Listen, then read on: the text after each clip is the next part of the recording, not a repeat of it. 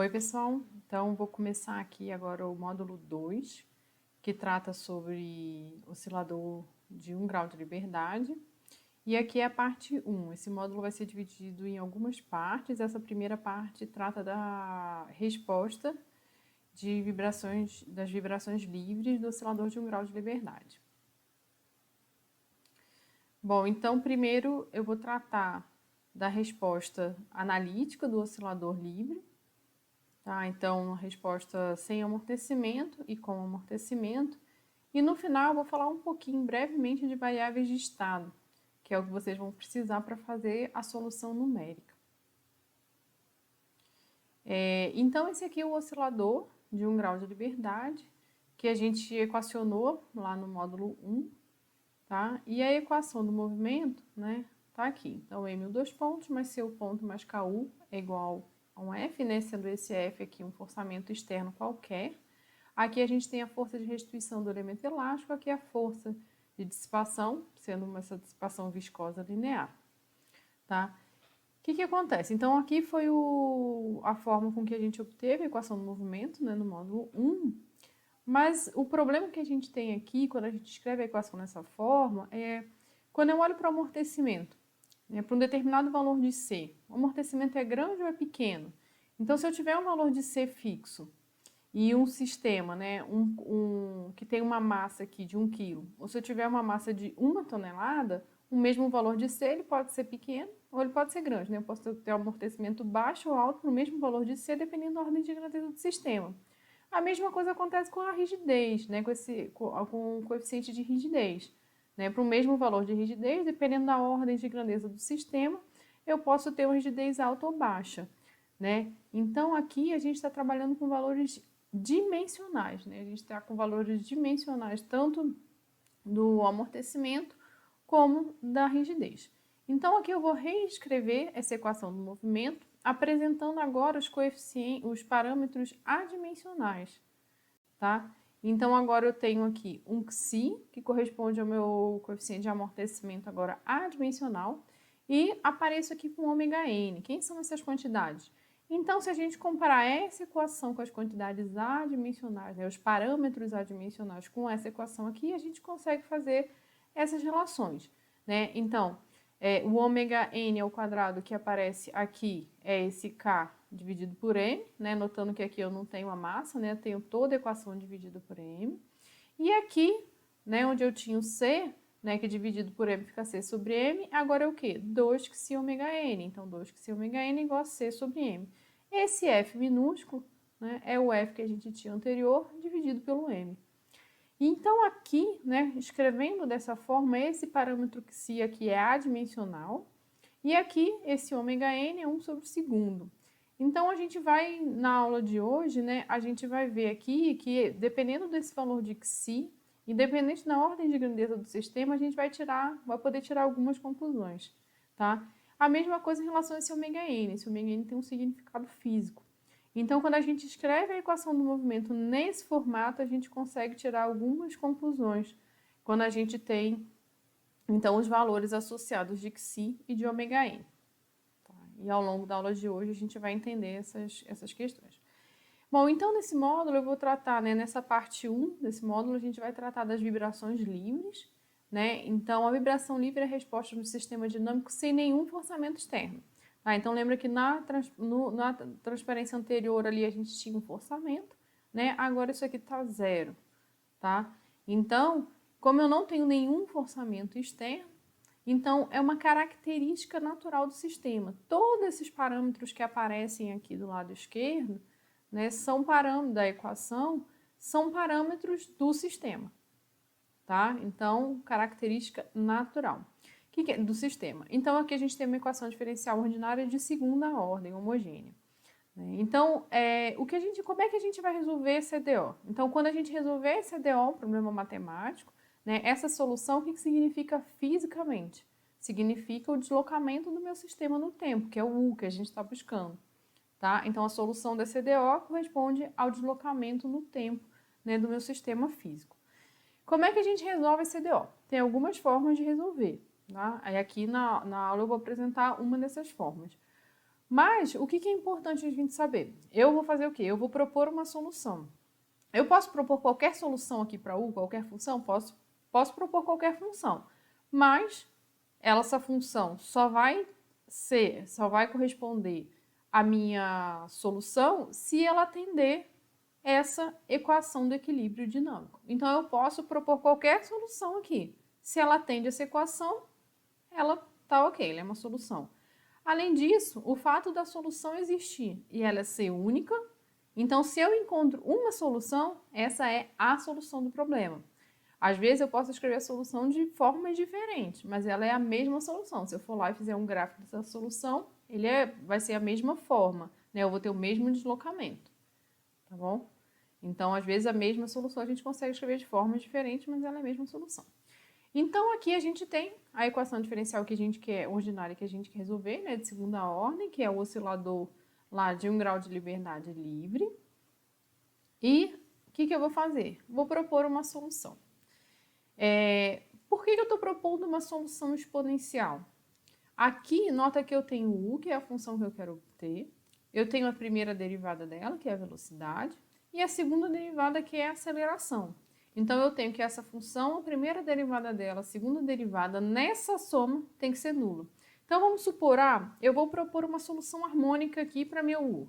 Eu poderia propor? Posso propor uma solução harmônica para U, mas o que acontece? Vamos supor, aqui é um cosseno. Aqui seria um seno, aqui seria um cosseno. Ou seja, eu estaria fazendo uma soma de cossenos e um seno, né, que variam no tempo, e essa soma sempre teria que ser nula. Eu vou conseguir isso? Não vou conseguir. Eu nunca vou conseguir multiplicar, somar um seno e um cosseno, né, variando no tempo, que ele vai ser nulo. A exponencial, quem é a derivada da exponencial? É a própria exponencial, né? Então, aqui eu vou ter termos, né, que vão ter sempre essa exponencial em comum. Então, por isso, né, que a gente propõe a exponencial. Poderia propor outra solução? Poderia. Se essa equação de equilíbrio for atendida, é a solução do meu problema, tá bom? Então, uma vez que eu tenho essa solução proposta, vou fazer o quê? Vou substituir na equação do movimento. Então, aqui, onde eu tenho o U, eu vou substituir por AE elevado a ST. Onde eu tenho o ponto, eu vou substituir por AS E elevado a ST. E onde tem o U, dois pontos, vai ser AS ao quadrado E elevado a ST. A E elevado a ST a gente pode colocar em evidência e aí a gente passa a ter essa equação igual a zero. Aqui a gente tem duas formas de resolver. A gente tem a solução trivial, que a gente chama, que é fazer esse AE elevado a ST igual a zero. Mas aí o que acontece? E elevado a ST nunca vai ser nulo, então o que eu teria que fazer? A igual a zero. Mas o que é esse A? Olha, a minha solução, meu deslocamento está aqui, né? O que significa fisicamente eu ter esse A nulo? Significa que eu não tenho deslocamento, meu sistema está parado. Então, é uma solução do ponto de vista matemático? Sim, mas não atende do ponto de vista físico, que é o que a gente quer, tá? Então, o que a gente vai fazer? Eu tenho que ter que esse termo todo aqui, ele tem que ser nulo, tá? Então, essa equação tem que ser igual a zero, tá? Para a gente satisfazer sempre essa igualdade aqui. Com isso, a gente obtém as duas raízes, tá? Então, essa aqui são as duas raízes, S1 e S2, né? Mais ou menos aqui. Quem é a minha resposta agora? Lembrando, quem é a minha solução proposta? Essa aqui é a solução proposta. 1 é igual a E elevado a ST. E agora eu tenho duas raízes. Quem são essas raízes? São os argumentos aqui da minha exponencial, tá? Então, aí são as duas raízes, só repetindo.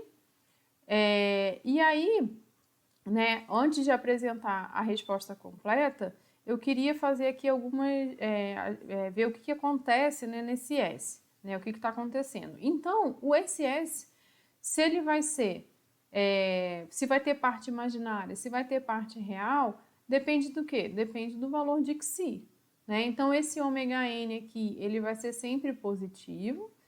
E esse Xi aqui, eu não tenho restrição, ele também é sempre positivo, mas ele pode ser menor do que 1, pode ser maior do que 1. Na verdade, ele é maior ou igual a zero, né? Zero eu não tenho amortecimento, maior do que zero eu tenho amortecimento. Então, nota que dependendo do valor de Xi, aqui a gente pode ter uma parcela imaginária. Então, aqui eu vou apresentar 4 soluções que, dependendo do valor de Xi, a gente muda a característica de resposta de acordo com o que a gente tem para o S. Tá? Então, primeiro caso, Xi igual a zero. O que significa fisicamente? Eu não tenho amortecimento no meu sistema. Se o xi igual a zero, então aqui fica zero, aqui vai ficar o quê? Raiz de menos 1, que é o i. Né? Então, eu vou ficar mais ou menos i ômega n, que a gente chama de vibrações harmônicas. Né? Mais para frente eu vou detalhar essa solução aqui. Outra opção que a gente tem, o xi entre 0 e 1. Por que o xi entre 0 e 1? Se ele for maior do que 0, mas menor do que 1, aqui eu vou continuar tendo uma parcela imaginária, porque o argumento dessa raiz aqui vai ser negativo, tá? Então, nesse caso, o que eu tenho? Menos, aqui eu tenho ômega n, menos xi, então nota que eu vou ter uma parcela real negativa, e aqui, né, uma parcela imaginária, a gente tem um complexo conjugado. Tá? Quando xi igual a 1, o que vai acontecer aqui? Quando xi igual a 1, nota que isso aqui vai ser nulo, né? E a gente vai ter agora duas raízes reais e iguais, tá? Menos ômega n, seria menos xi ômega n. Xi é igual a 1, menos ômega n.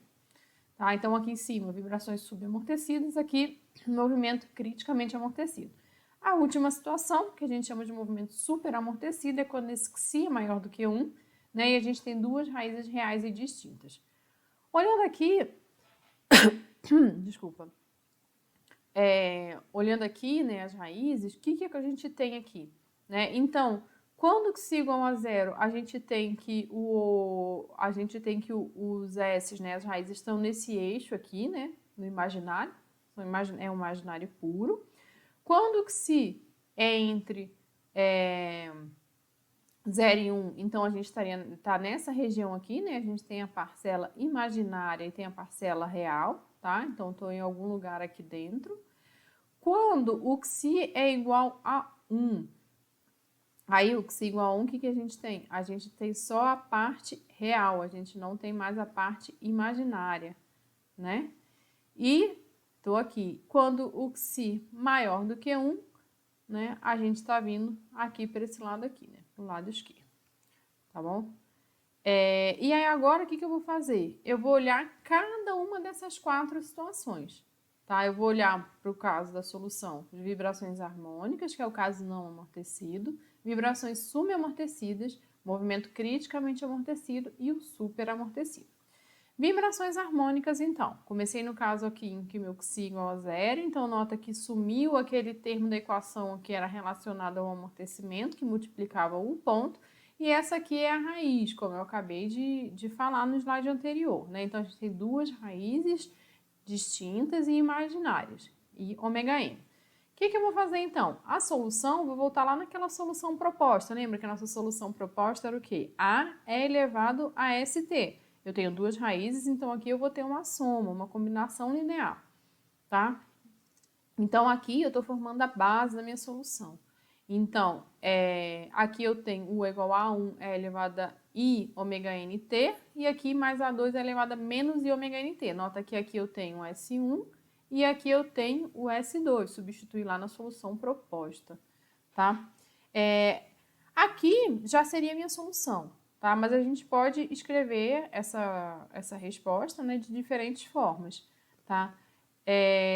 Aqui, né, só lembrando, né, que essa aqui foi a forma da solução proposta, como a gente tem dois S's aqui, então tem essa soma, né, para atender as duas raízes.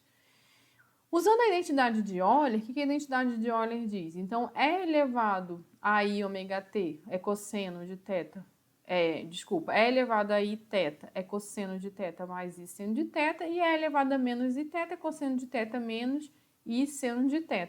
O que eu vou fazer? Vou substituir isso aqui, né? Então, eu vou substituir aqui e aqui. Nesse caso, quem é o θ? O θ é o argumento aqui, ômega nt nesse caso, e nesse caso aqui seria menos ômega nt. Então, eu vou substituir isso aqui, eu vou ter dois termos em cosseno e dois termos em seno, né, de ômega nt.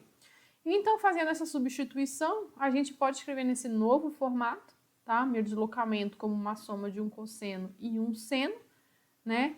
Onde a gente tem a relação aqui das constantes de integração, né? Os 6 nesse caso e os A's nesse caso, né? Então, aqui nesse caso, né, que a gente tem como... Então, o que a gente que eu queria ressaltar aqui, né? Quando a gente tem uma exponencial com argumento imaginário, isso aqui significa uma oscilação. A gente vê isso por causa dessa identidade de Euler. Então, sempre que a gente tem a exponencial com argumento imaginário, né, o complexo imaginário, então a gente vai ter, o que quer dizer? Que a solução tem um caráter oscilatório, tá? A gente pode ainda reescrever essa solução de uma outra forma. Como a gente tem uma soma de cosseno e seno com o mesmo argumento, que nesse caso é o ômega nt, a gente pode escrever só como um seno ou só como um cosseno, né, considerando o ângulo de fase. Né? E é isso aqui que eu estou fazendo aqui, estou reescrevendo. Aqui eu tenho uma relação, né, agora entre os 6, que eram as constantes de integração quando a gente escreveu em termos de cosseno mais seno, quando a gente escreveu em termos de exponencial, e agora esse A aqui, né, quando com cosseno no ângulo de fase. Então, eu posso escrever a solução ainda dessa forma. Então, U é igual a cosseno de ômega nt menos φ. Como é que eu saio desse aqui e volto para lá? Faz a soma, é só expandir aqui, né? Esse cosseno de ômega nt menos φ, em termos de cossenos e senos, vai recair no anterior, né? Que era uma soma de cosseno mais seno. E agora o que falta a gente obter? A gente precisa obter ainda as constantes de integração. Aí tem que escolher qual é a forma que a gente vai escrever a solução. Então, nota, a solução é única. Essas 3 soluções que eu apresentei, elas são iguais. Seja escrevendo em termos da exponencial, seja escrevendo como uma soma de cosseno e seno, ou seja aqui escrevendo como um cosseno e um ângulo de fase. Tá? Então, a gente tem que escolher uma dessas 3 formas, né? Se a gente fizer graficamente, vai ser igual, porque essa solução é a mesma, a gente só está escrevendo de forma diferente. Para obter essas constantes, a gente vai usar as condições iniciais. Mas antes das condições iniciais aqui, desculpa, tinha esquecido dessa parte. Aqui, o que vai ter? Eu estou olhando aqui o que está acontecendo com a minha resposta no tempo. Tá? Então, esse aqui é o meu deslocamento no tempo, tendo como base essa solução. Essa solução, ela acaba sendo mais fácil para a gente entender o que está acontecendo fisicamente no sistema. Por quê? Né? Esse A aqui, né, ele é a amplitude, né? Então, quando isso aqui, o argumento do meu cosseno for máximo, né? Ou seja, quando meu cosseno for 1, eu vou ter aqui A, e quando meu cosseno for menos 1, eu vou ter aqui menos A. Né? Então, aqui eu tenho uma solução harmônica em que a minha amplitude é A. Tá? A condição inicial, o que eu faço minha condição inicial? Condição inicial, t igual a 0. Quando eu fizer t igual a 0, eu vou ter o quê? A cosseno de menos φ, que é a mesma coisa que o A cosseno de φ. Então, tá vendo aqui A cosseno de φ? Essa aqui é a minha condição inicial. Eu não comecei do deslocamento nulo, né? Eu tenho um deslocamento inicial, tá? A gente consegue ver nesse gráfico também que a gente tem uma velocidade inicial. Por quê? Eu estou começando com um deslocamento positivo e o meu movimento começa aumentando ainda o deslocamento. Então, quer dizer que a minha velocidade inicial também é positiva, tá bom? Então, aqui a gente consegue ver a condição inicial, né? A amplitude máxima. E o que a gente consegue concluir aqui em relação ao período da resposta, né? Então, a periodicidade aqui. O período, quem é? É 2π sobre ômega n. Ômega n aqui é meu argumento, né?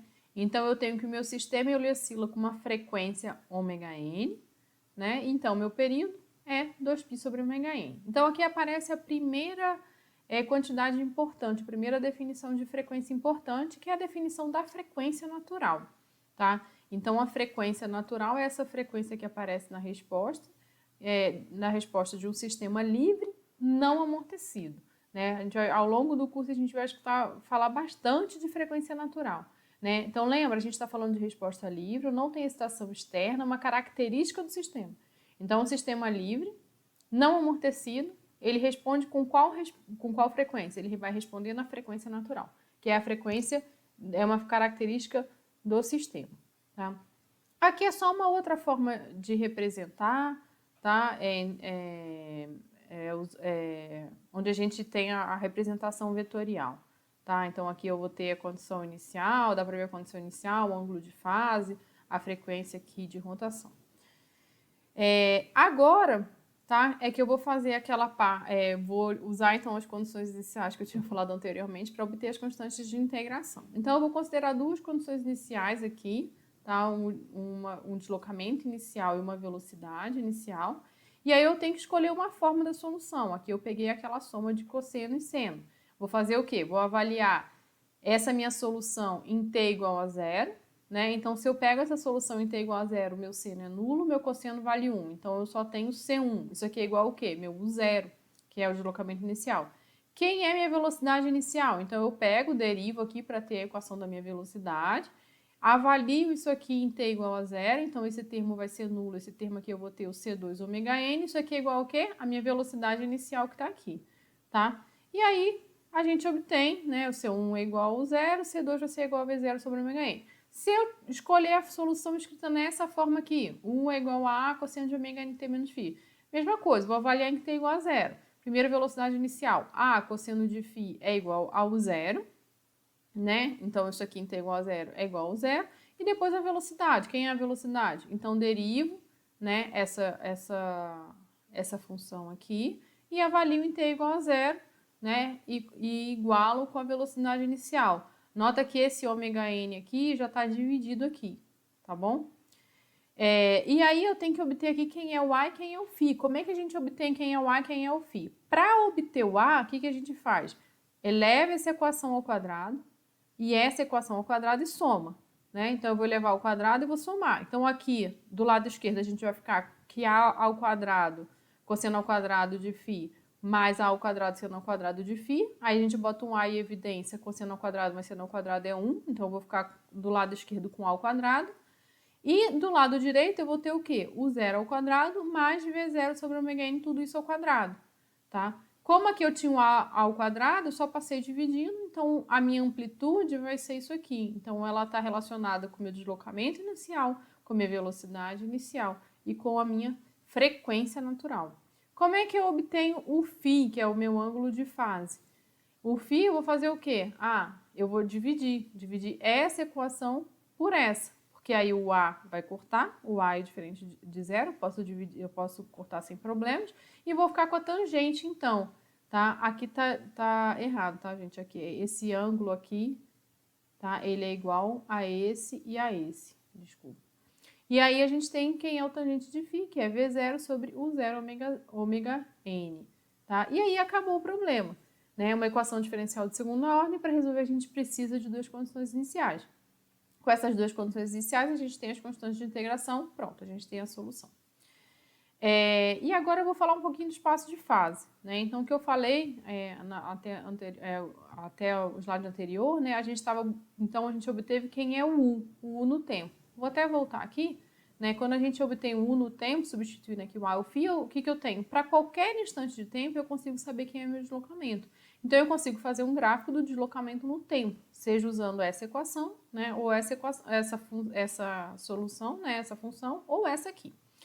E agora eu vou apresentar o espaço de fase. Então, o espaço de fase, a gente não apresenta a resposta no tempo, a gente apresenta as variáveis de estado uma contra a outra. Tá? Então, nesse caso, as variáveis de estado são deslocamento e velocidade. Então, o que eu estou fazendo aqui? Eu peguei aqui quem é o meu U, essa aqui é a solução analítica que a gente obteve no slide anterior. E aqui eu estou apresentando quem é a minha velocidade. É o quê? É a derivada dessa equação, tá? Só isso. Aí aqui tem uma manipulação matemática que vocês podem fazer na mão, que é o quê? Vou elevar as duas equações ao quadrado e vou somar. Então, do lado esquerdo eu vou ter U ao quadrado, mais o ponto sobre ômega n, tudo isso ao quadrado, que é o que está aqui. E desse lado aqui, nota que quando eu levar ao quadrado aqui, eu vou ter esse ao quadrado, mais esse ao quadrado, mais duas vezes esse, mais esse ao quadrado, mais esse termo ao quadrado, mais duas vezes esse. Todos esses 6 termos, quando manipular aqui, né, vai sobrar só o A ao quadrado. Quem é essa equação? Essa equação aqui é a equação da circunferência. Nota que aqui eu tenho, né, deslocamento, velocidade, e aqui é o A. Lembra quem é o A? O A é a amplitude de resposta, né, igual a gente já mostrou aqui nos slides anteriores.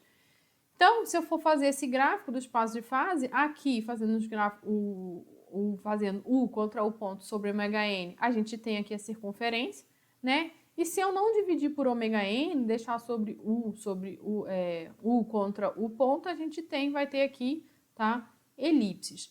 Lembrando, assim, o que vai determinar, né, se esse meu A aqui, né, que é o raio nesse caso, Se ele vai ser maior ou menor.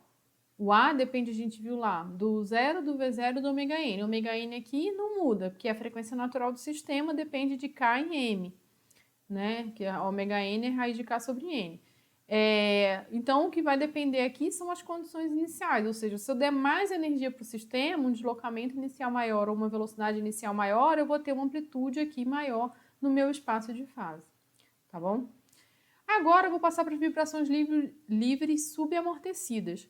Aqui o caminho é o mesmo, vou partir da equação do movimento, agora eu tenho que se entre 0 e 1, então a gente tem essas raízes que eu apresentei lá nos primeiros slides, e quem vai ser a resposta? Aí, né, antes de substituir na resposta, eu vou só definir um ômega D, porque senão isso aqui porque senão vai ficar muito pesado aqui o desenvolvimento, tá? Então eu estou definindo que o ômega D é o ômega N, que multiplica a raiz de 1 menos que seu quadrado, que aparece aqui, tá vendo? Ômega N que multiplica 1 menos raiz de 1 menos que seu quadrado. Tá? E aí a gente vai ver que isso aqui também tem um significado físico.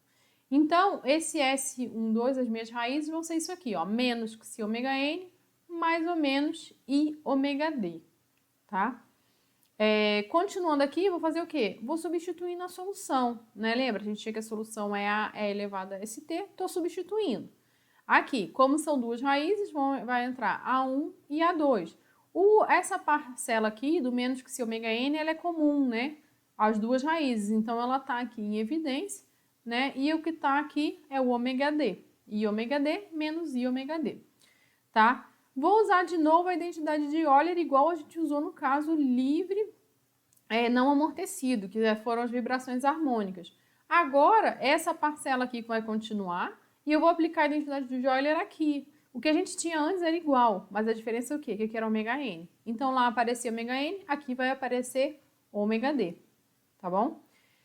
Quero obter as constantes. Como é que eu obtenho as constantes de integração C1 e C2? Usando as condições iniciais, tá? Então, considerando condições iniciais U0 e V0, faço o quê? Avalio essa solução aqui em T igual a zero, igual ao zero, e a derivada dela, a velocidade, em T igual a zero, igual a V0. Então, a gente tem quem é C1 e quem é C2, e aí a gente tem, então, a resposta, né? As vibrações aqui livres subamortecidas. Para qualquer instante de tempo, né, dadas as condições iniciais, eu sei quem é o deslocamento do meu sistema. E também sei quem é a velocidade. Como é que eu tenho a velocidade? Basta eu derivar essa equação e avaliar no tempo que eu fizer, tá? A gente pode também, da mesma forma, de forma similar, né, a gente fez no caso não amortecido, escrever, em vez de uma soma de cosseno e seno, como um cosseno e um ângulo de fase. Tá? Então, a solução agora fica nessa forma aqui. Tudo bem? E aqui eu vou mostrar qual é a resposta no tempo. Então, nota, né, o que a gente tem aqui. Quem é a frequência de resposta? O argumento do meu cosseno é ômega D. Então, né, nessa frequência de oscilação, quem é meu período? 2π sobre ômega D. E a minha amplitude? Se eu não tivesse esse termo da exponencial, se fosse só o A cosseno, minha amplitude seria o A. Agora eu tenho isso aqui. Então, quem é minha amplitude? Minha amplitude é todo esse termo aqui, né? Então, A é elevado a menos que si ômega NT. Tá vendo? Então, aqui eu tenho essa curva aqui pontilhada, que é esse termo, ou seja, isso aqui é um envelope que limita a minha amplitude de oscilação. Então, meu sistema vai oscilar com uma frequência ômega D e vai ficar dentro desse envelope aqui. Tudo bem? Aqui é o espaço de fase, tá? Então, eu estou plotando o deslocamento pela velocidade desse sistema, né? Então, eu tenho uma espiral. Essa espiral aqui, ela sempre vai se dar em sentido horário, tá? É só a gente pensar um pouco aqui, a gente vai ver que nunca pode girar no sentido anti-horário. E aí, qualquer coisa, a gente pode discutir sobre essa questão aqui no nosso momento síncrono, tá? E aí aqui eu vou apresentar a definição da segunda frequência, que é importante, que é a frequência natural amortecida. Então, lembra? Lá no caso do amortecido, o sistema livre, ele responde na sua frequência natural. Se o sistema tiver um amortecimento viscoso e tiver em regime subamortecido, eu largar ele e ele oscilar, ele vai oscilar com qual frequência? Com ômega D, que é a frequência natural amortecida. Para entender fisicamente, não sei se está claro para vocês, mas, por exemplo, se eu pegar um pêndulo aqui, tá? Tirar ele da posição de equilíbrio e largar, aí ele vai começar a oscilar. Se ele não tivesse amortecimento, ele ia ficar oscilando aqui com a mesma amplitude sempre, que é o que a gente viu no caso harmônico. E nesse caso aqui, eu vou tirar ele da posição de equilíbrio e vou largar, ele vai oscilando, diminuindo a amplitude, tá? E a frequência nesse período depende aqui, então, da frequência natural amortecida. Quando é que esse sistema vai parar? Nesse caso aqui, ele vai pararia no tempo infinito, né? Porque é uma exponencial. Mas aí mais para frente a gente vai discutir um pouco sobre isso aqui também, né? Que a gente, no caso, assim, essas oscilações ficariam muito pequenas, né? Até imperceptíveis, e a gente sempre acaba tendo uma combinação com outros tipos de amortecimento que faz com que o sistema pare antes também, tá bom? Agora passando para o caso criticamente amortecido, que é o quê? Quando eu tenho Xi igual a 1. O Xi igual a 1, a gente viu lá antes que a gente tem, então, duas raízes iguais e reais negativas, tá? Eu vou só voltar aqui que eu esqueci de fazer um comentário, gente, desculpa. Então, aqui, o que a gente tinha de característica do S, né, das nossas raízes? A parte imaginária tá aqui, no ômega d, então lembra, era o E elevado a I ômega dt, ou menos I ômega dt, e aí pela identidade de Euler veio para cá, então lembra, a parte imaginária é característica oscilatória, e a gente tem uma parte real negativa, tá? O que a parte real negativa faz? Ela tira energia do sistema, tá vendo? As amplitudes estão caindo. O que a parte imaginária faz? Oscila. Então, o argumento imaginário da exponencial, comportamento oscilatório, argumento real negativo, tira energia. Se eu tivesse um argumento real positivo, a minha resposta ia divergir, como se eu estivesse dando energia para o sistema. Então, isso aí nunca pode acontecer num caso livre, tá? E aqui no caso criticamente amortecido, então aqui ó, eu tenho uma parte real negativa, então significa que eu vou tirar a energia do sistema. Vou ter característica oscilatória? Não, porque eu não tenho parte imaginária, então a gente não tem como ter característica oscilatória. A minha solução, então, né, a gente tinha que a solução proposta é A é elevado a ST, e aí nesse caso, o que acontece? Eu tenho duas raízes reais e iguais. Então, lembra que nos casos anteriores a gente estava somando, né? A1 é elevado a S1T, mais A2 é elevado a S2T. Agora eu não tenho como fazer essa soma, porque se eu fizesse essa soma, no fundo, eu teria só uma constante, né? É elevado a ST. E aí eu não consigo formar a base da minha solução. Então, o que a gente faz nesses casos? Isso aqui vem de cálculo. Tá? Então, eu tenho o primeiro termo, que é A1 é elevado a menos ômega nt, que é do S, e a segunda solução ela vem multiplicada por t, tá? Então, por isso que aqui vem multiplicada por t, porque a gente tem duas raízes reais iguais. O que falta aqui? Obter as constantes de integração, A1 e A2. Para isso, a gente usa as condições iniciais, o 0 e V0. Aí aqui eu não vou me repetir muito, tá? O mesmo procedimento dos casos anteriores, e a gente obtém, então, a solução analítica. Para qualquer instante de tempo, a gente tem quem é o deslocamento, tá? Aqui um esboço não, aqui a resposta no tempo, não é um esboço, é um gráfico mesmo, né? Para três situações distintas. Então, nessa primeira aqui, a gente tem nessa do meio, aqui eu tenho uma velocidade inicial nula, né? Então, nota que eu começo daqui e a resposta ela vem reta, né? Porque assim, se a velocidade é nula, a gente está no máximo de velocidade, né? Se fosse harmônico, digamos assim. Então, aqui ela vem e simplesmente cai. Se eu tenho uma velocidade inicial positiva, eu tenho um deslocamento positivo, velocidade inicial positiva, então meu deslocamento sobe para depois cair. E se eu tiver uma velocidade negativa, dependendo do valor, ele pode chegar a cruzar aqui, né? Chegar no deslocamento negativo para depois parar, tá? Então, essa característica inicial vai depender não só do deslocamento inicial, como da velocidade inicial. Mas, em qualquer situação, o meu sistema ele vai parar sem oscilar. Por quê? Eu não tenho característica oscilatória, eu não tenho parte imaginária na minha raiz aqui, que é o argumento da exponencial. O último caso, que é o caso super amortecido, mesmo procedimento. Tenho aqui Xi maior do que 1, então essa aqui são as minhas raízes, são duas raízes reais e distintas. A gente vai ver que as raízes vão ser sempre negativas, não tem como eu ter uma raiz aqui positiva, porque o que significaria uma raiz positiva? Isso aqui não é o argumento exponencial? Se fosse positivo, significaria que meu sistema está divergindo. Não tem como, eu não estou entrando com nenhuma energia do sistema para ele aumentar a amplitude, assim, o deslocamento, né, as amplitudes de resposta. Então, aqui é só analisar aqui que isso aqui, né, vai ser sempre, as duas raízes vão ser sempre negativas. Esse valor aqui vai ser sempre menor do que esse. Tá? Então, aqui está a solução. Para achar as constantes de integração, basta avaliar as condições iniciais. E eu posso reescrever aqui também usando essa relação, né? Lá, quando a gente tem a parte imaginária, pela identidade de Euler, aqui era cosseno e seno, aqui é cosseno hiperbólico e seno hiperbólico. Então, acha aqui a equação, usa as condições iniciais e tem a solução final, tá? Aqui eu estou passando um pouco mais rápido, mas é o mesmo caminho dos casos anteriores, tá? Então, aqui é mais um trabalho no braço mesmo, né? Braçal, digamos assim.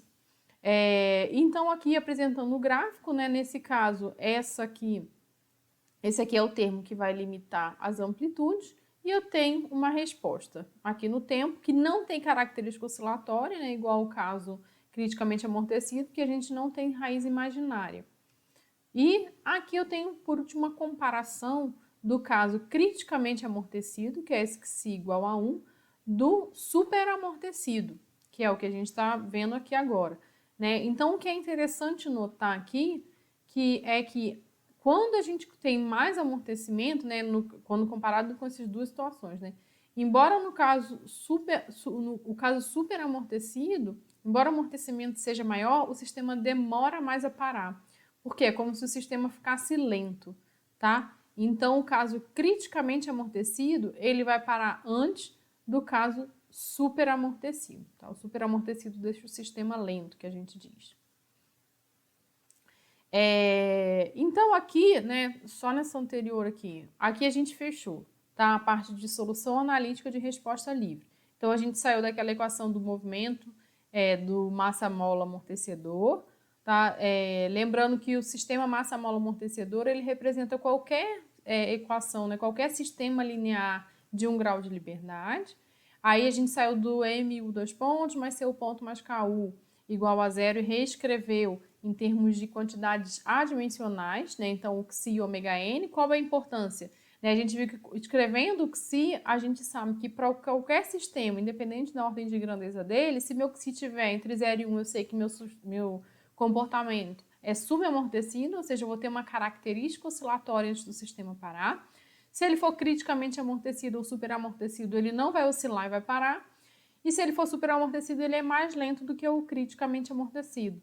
Né? Então, lembra, a gente saiu daquele ser dimensional, que a gente não conseguia tirar grandes conclusões, e agora com o Xi, independente da ordem de grandeza do sistema, eu sei alguma característica a partir do valor de Xi. E o ômega n é o quê? A frequência natural de resposta, que é uma frequência extremamente importante, a gente vai falar bastante dela ainda ao longo do curso. E aqui a gente apresentou, então, a solução analítica para 4 situações, né? Sem amortecimento, subamortecido, criticamente amortecido e superamortecido. E a resposta a essa solução ela é exata, né? Solução analítica. Então, com isso aqui, dado um determinado oscilador de um grau de liberdade as condições iniciais, você já tem condições, né, de saber quem é o deslocamento no tempo. Para fazer a solução numérica, tá, dessas equações, a gente precisa das variáveis de estado. Porque todos os métodos de integração numérica, eles só entram em equações diferenciais de primeira ordem, que a gente está trabalhando com uma equação diferencial ordinária de segunda ordem. Né? E os integradores, eles só trabalham com equação diferencial ordinária de primeira ordem. Então, com isso, a gente precisa reescrever a nossa EDO de segunda ordem como duas de primeira, e para isso a gente vai usar as variáveis de estado, tá? Então, o sistema dinâmico ele é descrito por uma equação diferencial que define uma evolução quadro a quadro da realidade, tá? E aí o que a gente vai fazer, né, o que a gente vê, né, no fundo, é a evolução dessas variáveis de estado nesse quadro a quadro, tá? Então, eu quero sair daquela minha equação, né, o dois pontos mais 2 que se ômega n, o ponto, mais ômega n ao quadrado, o igual a zero, para isso aqui. Um sistema de equações, né? Aqui eu tenho um vetor, né? Mas aqui, tá vendo? Eu tenho uma equação diferencial, várias equações diferenciais de primeira ordem. Então, o integrador numérico, ele não consegue resolver uma equação diferencial de segunda ordem, mas ele consegue resolver 100 se forem equações diferenciais de primeira ordem. Então, por isso que a gente, né, que isso aqui é importante. E esse G é a função que a gente vai achar. Vou fazer aqui tá, para o nosso oscilador. Então, essa aqui é a equação do oscilador. Quem vão ser as variáveis de estado? As variáveis de estado aqui vão ser deslocamento e velocidade. Aqui, no nosso caso de vibrações, vai ser sempre deslocamento e velocidade. Se eu tivesse um sistema de 2 graus de liberdade, né, duas EDOs de segunda ordem, a gente conseguiria reescrever como 4 de primeira ordem. Eu teria duas variáveis de estado sendo deslocamento, duas variáveis de estado sendo velocidade, tá? Então, o que a gente tem aqui? Né, o desenvolvimento aqui, então. Né, quem é a variação e dava de ponto. Só um segundo aqui que eu esqueci de tirar. Então, o meu x1 ponto é o ponto que é x2 e meu x2 ponto é o 2 pontos que eu vou tirar aqui da equação do movimento. Então, vai ser o f de t menos ômega-n ao quadrado, u é o x1, menos 2 que se ômega-n é o ponto, que é o próprio x2, tá? Então, aqui, escrevendo naquele formato anterior, para a gente saber quem é o g, que é a função, né? A gente tem que quem é o g? O g vai ser um g1 e um g2, nesse caso, sendo que o g1 é o x2 e o g2 é o f de t menos ômega-n x1 menos 2 que se ômega-n x2. A gente pode escrever isso aqui na forma matricial também. Então, x ponto vai ser igual a uma matriz A vezes o x mais um vetor B, né? Então, quem é o A? O A, eu vou pegar, a primeira linha de A vai vir do G1, né? Então, eu não tenho x1 e tem 1 que multiplica o x2. E a segunda linha vai vir do G2, né? Então, o ômega-n ao quadrado multiplicando x1, menos 2 que se ômega-n multiplicando x2, tá? E o meu vetor B, né, ele vai vir aqui dos termos independentes, tá? Então, eu não tenho nenhum termo independente aqui, né, no G1, e no G2 eu tenho o f de t aqui, tá? Então, nesse caso, nota que eu coloquei uma equação forçada, né? Eu não sei se no início estava. Então, aqui eu tenho f de t. Então, esse caso está geral.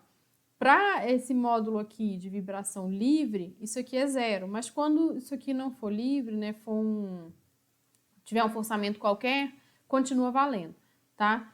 Então, eu não sei qual programa, qual software que vocês vão usar, né, ou qual a linguagem de programação que vocês vão usar depois para fazer a integração numérica. Eu recomendo o uso do MATLAB ou Octave, eles são compatíveis, né?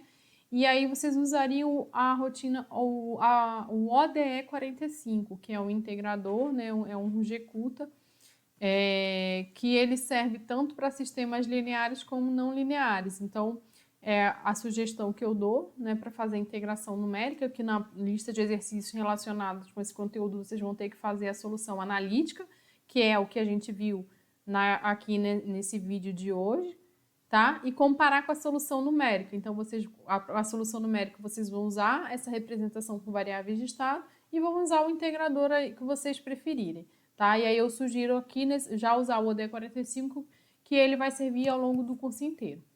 Bom, pessoal, então a parte 1 do módulo 2 termina aqui, tá bom?